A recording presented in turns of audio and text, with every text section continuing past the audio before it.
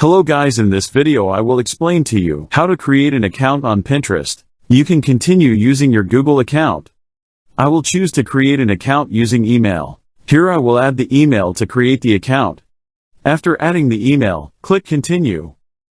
Here I will add a password for the account. It must contain at least 8 characters, and it is preferable that it be a combination of letters and numbers. After adding the password, then I will click on Next. Here I will add my name. Then I will click on Next. Here I will add my date of birth. Then I will click on Next. When this notification appears, click Cancel. Here I will specify the gender, male or female. Here I will select the country. Then I will click on Next.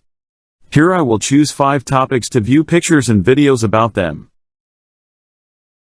Then I will click on Next. When this notification appears, I will click on Allow. Don't go far, there is one last step to verify my Pinterest account. Now I will go to my inbox to check the link that was sent to me. If you do not receive the confirmation message, you can search your spam messages.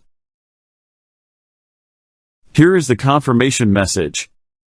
Now I will click on Confirm your email. Finally, my Pinterest account was confirmed. If you like the video, click like and subscribe to my channel to encourage me to provide everything new.